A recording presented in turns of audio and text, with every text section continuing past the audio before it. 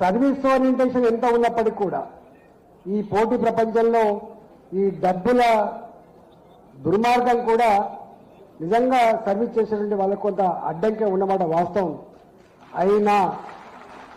అయినా ఆ డబ్బుల ప్రవాహాన్ని కూడా తొక్కి పడేసి ఇవాళ మీరు గ్రామీణ ప్రాంతంలో 15 రోజులు 20 రోజులు మీరు ఎట్లా తిరుగుతారో ఇంటింటికి నాకు తెలుసు. సర్పంచ్ అభ్యర్థులుగా బిడ్డ ఓటు వేస్తాం పో బిడ్డ, ఎన్నిసార్లు వస్తావు బిడ్డ అని చెప్పి అంటారు వాళ్ళు.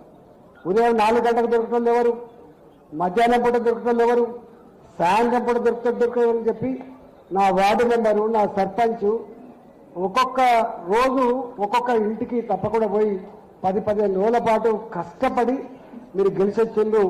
మీరందరూ కూడా చల్లగా వర్ధిల్లాలని, ప్రజల ప్రేమను పొందడంలో తప్పకుండా ముందు బాగా నిలుస్తారని చెప్పి నేను భావిస్తాను. ఒకవేళ కనుక ఇంకా ఈ డబ్బుల మాయ కనుక లేకపోయి ఉంటే ఇంకా ఇంతమంది సర్పంచ్ గెలిచి వచ్చే ఆస్కారం ఉండే. మీ అందరికీ నేను చేసే ఒక విజ్ఞప్తి ఏంటంటే అవకాశం అందరికి రాదు. వచ్చిన అవకాశాన్ని జారవిడుచుకోవద్దు. ఇగో ఫలాని మా సారన్నకు సర్పంచ్ చేస్తే గొప్పగా పనిచేసిండు అనేటువంటి పద్ధతి మాత్రం తప్పకుండా రావాలి. మీరందరూ ఏ విధంగానైతే ఇంటింటికి పోయి వాళ్ళ ఆశీర్వాదం పొందిందో, వాళ్ళని ఓట్లను అడిగిండ్రో, వాళ్ళకు సమస్యల పరిస్థితులు అని చెప్పిండ్రో, మీరందరూ కూడా నోట్ల నాలుకలాగా ఉండి మీ ప్రజలు ఏ విశ్వాసాన్ని ఏ నమ్మకాన్ని అయితే మీద పెట్టిందో ఆ విశ్వాసాన్ని తూచా తప్పకుండా అమలు చేస్తారని చెప్పి మీకు ఆశిస్తున్నా. శ్రీహరి గారు ఎట్లాగో మంత్రిగా ఉన్నారు, నేను కూడా అడపదడప ఉంటా. మీకు ఎక్కడన్నా మీ గ్రామ అవసరాల కోసం ఇబ్బందులు ఉంటే తప్పకుండా దృష్టి తీసుకురండి. కొన్ని డబ్బులతో పని అయ్యేటి ఉంటాయి, కొన్ని డబ్బులు లేకుండా కూడా పని అయ్యేటి ఉంటాయి. కాబట్టి మీకు సంపూర్ణంగా అండగా ఉంటామని చెప్పి మీకు హామీ ఇస్తా ఉన్నాం. ఇక్కడ మా ముదిరాజు బంధువులు పార్టీతో సంబంధం లేదు, ఇక్కడ జెండాతో సంబంధం లేదు. ఇక్కడ ఒకటే సంబంధం, సర్పంచులకే కాదు పరిమితం. రేపు ఎంపీటీసీ ఎన్నికల్లో మా జెండా ఎగరాలి. రేపు ఎంపీపీ మండల పరిషత్తుల మీద మన జెండా ఎగరాలి. జిల్లా జెడ్పీటీసీలం కావాలి, జిల్లా పరిషత్తులు కూడా కైవసం చేసుకోవాలి. ఇక్కడికి మాత్రమే పరిమితం కాదు. నాకు తెలుసు మన వాళ్ళు అనేక సంవత్సరాలుగా స్టాటిస్టిక్స్ తీసుకొచ్చి నాకు ఇస్తూ ఉంటారు. మా సీఆర్ఎన్న చేసినటువంటి నియోజకవర్గంలో అత్యధికంగా జాతి ఓట్లు ఉన్నటువంటి నియోజకవర్గాన్ని అదృష్టవంతుడు. ఇలా మక్కలు కానీ నారాయణపేట కానీ దాదాపు 45 నియోజకవర్గాలలో ఈ రాష్ట్రంలో 45 నియోజకవర్గాల్లో మనం ఎవరికి ఓట్లు వేస్తే వాళ్ళు గెలిచేంత స్థాయిలో ఉంటుంది జనాభా. కాకపోతే రకరకాల కారణాల వల్ల ఎవరి బతుకులు వాళ్ళే. ఇవాళ వృత్తిలో బతికే వాళ్ళం కొంతమంది, తోటలు బట్టి బతికే వాళ్ళం కొంతమంది, రకరకాల పద్ధతిలో బతికినాం. కాబట్టి మనం ఏనాడు కూడా ఆ రాజకీయాల మీద పదవుల మీద పెద్ద మక్కువ లేని వాళ్ళం. కాబట్టి ఇవాళ మనం రాణించలేకపోవచ్చు. కానీ ఇప్పుడిప్పుడే తెలంగాణలో చైతన్యం వచ్చింది. ప్రతి ఇంట్లో చదువుకున్న బాబున్నాడు, ప్రతి ఇంట్లో చదువుకున్న పాప ఉంది. ఒకప్పుడు ఎడ్డి తెలంగాణ గుడి తెలంగాణ అని చెప్పేది అనుకున్నామో, ఇవాళ ఎడ్డి తెలంగాణ గుడి తెలంగాణ కాదు. ప్రాపంచిక జ్ఞానాన్ని అర్థం చేసుకొని గుడిసెలే కావచ్చు కాక, పేదరికంలో మగ్గచ్చు కాక, ఎవరు మనవాళ్ళు కాదు, ఎవరికి ఏం చేయాలనో అదంతా కూడా ఆలోచించుకొని గుండెల్లో పెట్టుకున్న జాతి మన జాతి అని చెప్పి మనం చేస్తాం. కానీ దాన్ని కొంత వ్యూహం ఉంటుంది, ఆ వ్యూహం తగ్గట్టుగా కార్యాచరణ ఉంటుంది. అది కనుక లేకపోతే, స్ట్రాటజీ లేకపోతే, లౌక్యం లేకపోతే, కేవలం శక్తి మాత్రమే సరిపోదు, ఇవాళ సంఖ్య మాత్రమే సరిపోదు. ఆ సంఖ్యను ఆ శక్తిని ఒక ప్రాపర్ ఛానల్ కనుక మనం డ్రైవ్ చేయకపోతే, దాన్ని మనం తీసుకపోకపోతే ఫలితాలు రావనే విషయం మీకు తెలుసు. ఇవాళ ఏది ఏమైనప్పటికీ కూడా ఒకటి మాత్రం సత్యం, ఇవాళ ఇక్కడ నాకు తెలిసి మొట్టమొదటిసారిగా అన్ని పార్టీల వాళ్ళు కూడా ఉన్నారు. శ్రీహరి గారు కాంగ్రెస్ పార్టీ, జ్ఞానేశ్వర్ అన్న టీఆర్ఎస్ పార్టీ, నేను భారతీయ జనతా పార్టీలో ఉన్నా. కానీ ఇవాళ అందరికీ జమకూడడానికి ఒక కారణం ఉంది. ఇంకా ఎన్నాళ్ళు వెనుకబడి ఉందాం, ఎందుకు యాచించే స్థాయిలో ఉండాలి? ఎందుకు యాచించే స్థాయిలో ఉండాలి?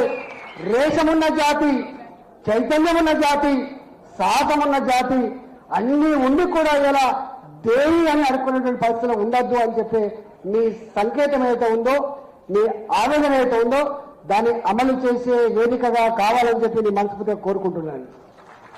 దానికి ఏం చేయాలి, ఎట్లా చేయాలనేది మనం ఇంకొని ద్వేషించడం వలన, ఇంకొని వ్యతిరేకించడం వలన మనం చేయలేము. గుర్తుపెట్టుకోండి, మనం ఏ కులానికి వ్యతిరేకం కాదు, ఎవరికి వ్యతిరేకం కాదు. మనం ఒకదానికి అనుకూలం. గింతమంది ఉన్న మనం ఇవాళ చిన్న వాళ్ళు కూడా సాధించే స్థాయిలో ఉన్నప్పుడు గింత ఉండి కూడా ఎందుకు ఇలా నిశ్చేష్టమై ఉంటా ఉన్నాం, ఎందుకు యాచించకుండా ఉంటా ఉన్నాం అనేది సమస్య. కాబట్టి గది పోగొట్టడం కోసం మాత్రమే ఇవాళ ఈ సందేశం అనేది మాత్రమే ఇక్కడికి వచ్చినట్టుగా నేను భావిస్తా ఉన్నాం. దానికి ఒకరు చెప్పాల్సిన అక్కర్లేదు, దానికి పెద్ద పాఠాలు కూడా అక్కర్లేదు, దానికి పెద్ద సాహిత్యం కూడా అక్కర్లేదు. ఏమి చేయాలనో, ఎట్లా చేయాలనో, ఎప్పుడు చేయాలనో అదంతా కూడా ఎవరికి వాళ్ళుగా నిర్ణయించుకొని చేయాలని చెప్పి నేను కోరుతా ఉన్నా. రెండవది అతి ముఖ్యమైనది, గ్రామీణ ప్రాంతాలను చూస్తా ఉన్నా. ఇవాళ చాలా గ్రామాలు చిన్న గ్రామ పంచాయతీ అయిన తర్వాత మనం ఎవరు ఒప్పుకున్నా లేకపోయినా ఇవాళ 4,000 సొసైటీ దాదాపుగా ఉంటే, 3,500 ఒకప్పుడు ఉండే, ఇక పెరిగి ఉంటాయి నాకు తెలిసి. ఓ 3,500 4,000 సొసైటీ కనుక ఉంటే ఆ సొసైటీలలో ఇవాళ గ్రామ పంచాయతీ అయిపోయిన తర్వాత ఇలా ఒక గ్రామం ఒకటి ఉంటుంది, దాని కింద ఇంకో గ్రామం ఉంటుంది. ఆ కింది గ్రామంలో మనవాళ్ళు ఉంటారు, పెద్ద గ్రామంలో మనవాళ్ళు ఉండరు. కానీ ఇవాళ ఆ చెరువులు ఏవైతున్నాయో, పెద్ద గ్రామంలో మీరు లేరు కదా అని చెప్పి ఆ చెరువుల మీద మన హక్కులు కట్టించే ప్రయత్నం చేస్తున్నారు. దాన్ని 100% దాన్ని కట్టెలు చేసుకోవాల్సి అక్కడి నుంచి మనం చేస్తున్నాం. తాళ్ళు ఎక్కేవాడిది తాడి చెట్టు, చేపలు పట్టేవాడిది చెరువు. ఇవాళ నేను ఆ రోజు చెరువుల మరమ్మత్తు ప్రోగ్రాం చేస్తున్న సందర్భంలో నేను ఒక ప్రతిపాదన కూడా పెట్టిన నాడు. ఇవాళ చెరువుల మీద నిలడు కాడ మాత్రమే కాదు, చెరువుల మీద రైతు సంఘాలు మాత్రమే కాదు, చెరువుల మీద చేపలు పట్టే వాళ్ళకు కూడా వాళ్ళకు కమిటీ లాంటిది వేయాలని చెప్పి ఈ ప్రతిపాదన పెట్టినా తప్పకుండా చెరువుల మీద మనకు కూడా హక్కులు కావాలి. ఏ గ్రామం అయితే విడిపోయిన సందర్భంగా మనవదికు గ్రామం, పెద్ద గ్రామం వదికు, చెరువు వదికు పోయినప్పుడు ఆ పాత సొసైటీలు ఎక్కడన్నా ఆ ఊర్లలో కొన్ని ఇబ్బందులు ఉంటే దాన్ని తప్పకుండా సార్ట్అవుట్ చేసి దాన్ని కాపాడుకోవాలని చెప్పి నేను మనం చేస్తాను. దానికోసం ఎల్లవేళలా పైన మాత్రమే కాదు, ఐక్య ఉద్యమాలు కూడా మనం ఉండాలని చెప్పుకొని మనం చేస్తా ఉన్నాం.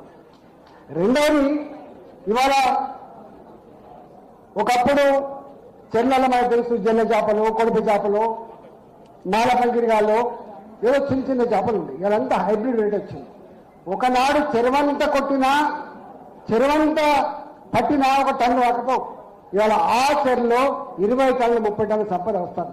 నేను అనేకసార్లు చెప్పిన, ఈ 3,500 నుంచి 4,000 సొసైటీలు ఏవైతే ఉన్నాయో ఆ సొసైటీలకి ఇవాళ ఆ 2.5 ఎకరాల సభ్యత్వం అనేది ఒక ప్రతిబంధకంగా ఉంది. దాన్ని ఆచరించాలని చెప్పి నేను ఆడు చేసిన, కానీ దాన్ని ఎందుకో ఆపిండ్రు. ఇవాళ కొద్దిమంది వ్యతిరేకత కోసం ఆపిండ్రు. కానీ ఇవాళ శ్రీరణ తప్పకుండా ఇవాళ మారిన పరిస్థితులలో మన వాళ్ళకు సభ్యత్వాలు రావాలంటే కూడా తీర్మానం చేయలేక పిల్లలకు అనేక మందికి దరఖాస్తులు పెట్టుకున్నా కూడా సభ్యత్వాలు వస్తలేదు. కాబట్టి ఇవాళ పెద్ద ఉద్యోగాలు చేసుకోవాలని భావిస్తాం, ఇంతకంటే గొప్పగా జీవించాలని భావిస్తాం. కానీ ఉన్న వృత్తి మీద మాత్రం తప్పకుండా సంపూర్ణమైన అధికారం ఉండాలి. కాబట్టి ఆ చెర్లల్లో ఆ ప్రతిబంధకంగా ఉన్నటువంటి జీవం తీసివేసి అక్కడ ఆ కొత్త జీవం ఏది ఇచ్చిన అమలు చేయాలని చెప్పి నేను కోరుతా ఉన్నా.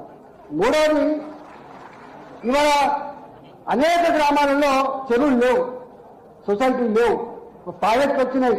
నాకు తెలుసు కదా, మీ మహబూబ్నగర్ జిల్లాలో కృష్ణా నది మీద ఎంతమంది బ్రోకర్లు ఎక్కడ సంపద మీద పట్టుదల మనం మాత్రం బుచ్చగాళ్ళ లెక్క ఉంటాం. కానీ దాని మీద బతికే బ్రోకర్లు ఎట్లా జీవిస్తున్నారో నాకంటే కొన్ని తెలుసు. కాబట్టి ఆ బ్రోకర్ల వ్యవస్థ ఉండద్దని చెప్పి నువ్వు ఎంత ప్రయత్నం చేసినా మాకు తెలుసా నాడు. ఇవాళ చేప పిల్లలు ఉచితంగా రావడానికి కారణం, ఇవాళ బండ్లు ఇప్పడానికి కారణం, ఐస్ ఫ్యాక్టరీ లోన్లు ఇప్పడానికి కారణం, డీసీఎం ఇప్పడానికి కారణం ఏంటంటే మన వాళ్ళే బ్రోకర్లకు అమ్ముకోకుండా